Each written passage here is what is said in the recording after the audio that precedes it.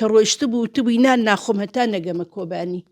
شەهید گەنجۆ بە هەموو دەمێ هەرەی من دایکم خۆشوێ ئەگەر دایکم خۆش نەوێ خاکەکەم خۆش ناوێ. داوا لە هەموو کوردی دەکەم خۆیان یەک بخەن و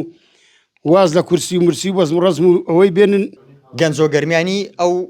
هاوڵاتی باشووری کوردستان و قەزای کۆیە بوو کە یەکەم شەهید بوو لە باشووری کوردستان و لە کۆبانەوە شەهید بوو. گەنجۆ لە باوکێکی کۆی و دایکێکی گەرمیانی بوو و خۆشی لە ڕۆژاوە شەهید بوو. لەگەڵ باوکی گەنجۆ گەرمیانی گفتوگۆ دەکەم. ماما باسڵاو لێبێ سوپاس بۆم دەرفەتە بەخێرن سەرچاو بەخێر من کاکە بەخێر بێن کاتەکە ڕۆژئاوا هێرشێکی سڕی لەسەرا ئێوە باوکی شەهید گەنجۆ ئەمە زۆرمان پێ ناخۆشە ئەو هێرشەکە کرایە سەر شەرەوانان لەوێن دەرێ چوچن ئەو شەرەوانان ئەم هەمووی بە کوڕی خۆمان دادنین ئەمە شەهیدمان داوە لە ناویان هەر هەموو شەرەوانەمە بە کوڕی خۆمان دادنین ئەمە هەموو دەمێژ ئامادەین کوڕێکمان شەهید بوو ئەگەر 5 کەسمان شەهید بێ ئامادەین لەسەر کورد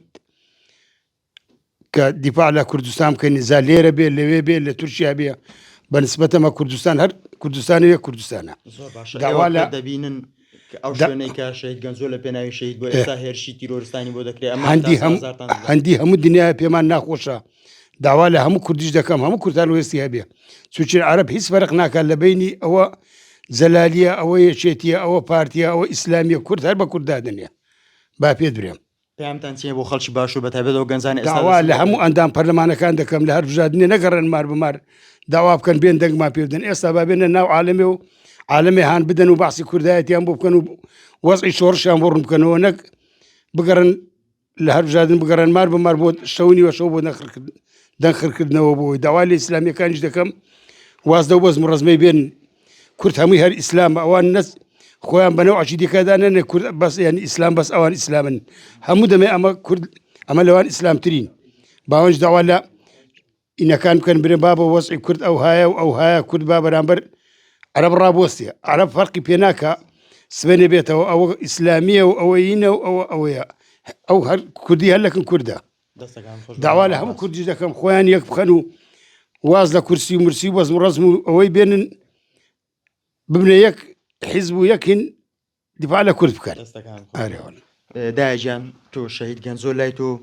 باسی کوردایەتی نیشتمان پەروەری دەکرد پێشەوەی بڕوە. شەهید گەنجۆ بە هەموو دەمێ هەرەی من دایکم خۆشوێ ئەگەر دایکم خۆش نەوێ خاکەکەم خۆش ناوێ. زۆر گچکە بوو بە تەمەن گچکە بوو بەس بە عەقڵ زۆر گەورە بوو کە باسی کوردیە کرد تو عەقڵ تەقەبوڵی ناکردە و قسانە ئەوەی کرد زۆر وریا بوو زۆر زیرەک بوو کاتێک کە زانی کۆبانی ئەو غەدرەی لێکرێ پێی قبول نەکرا لە شەنگارەوە ئەو زۆر تێکچوو کەوتی داک و خوشکی کورد هەمووی هەڕاجەکرێ و عەرەب دەست درێژیە کاتە سەر ئێمە قبوڵی ناکەین. ئەو تەمەنی 18 ساڵ بوو لەوێ شەهید بوو ئێستا چی بۆ گەنجانە دەڵێ کە دەچن بۆ بەرگریکردن لە خاکی کوردستان لە ڕۆژاوای کوردستان یاخود خەڵک لە باشوورەوە چی بکە بۆ ئەو شۆڕشە ئێستا لە ڕۆژاوای کوردستان هەیە؟ وەڵایی خەڵک یەک دەنگ بێ یەک ڕەنگ بێ یەک دەست بێ ئەو گەنجانەی کە ڕۆیشتن ئەو کاتی شەهید بوون ئێستا حەقی وایە هەڵوەستێکیان هەبێ ئەگەر ئەوان هەڵوێستیان نەبێ وەکو سووریامان لێدێ خراپتریش ئەوە نایخوا باشوورە باکوورە ڕۆژاوایە ڕۆژەڵاتە کە ئەوان دەستیان هەبوو یەکی وەکو ئەحمەد شەرع خراپترەکە ڕوو لە کوردستانی شەکا وێرانکاریە بەدواوەیە ئێمە قەت قبول ناکرێ ئەو وێرانکاریەی کە ئەوانەیکەن ئەو کچانە لە ئاسمان هەڵەدەنە خوارەوە یعنیەوە هیچ موسڵمان و ئیسلامی قبولی نەکردووە ئەوە غەدر بکرێ لە کورد. کاتێکە باردۆخی کۆبانە خراپ بوو شەهید گەنجۆ بە حەماس بوو بۆی خۆی بگەێنێتە ڕۆژاوای کوردستان.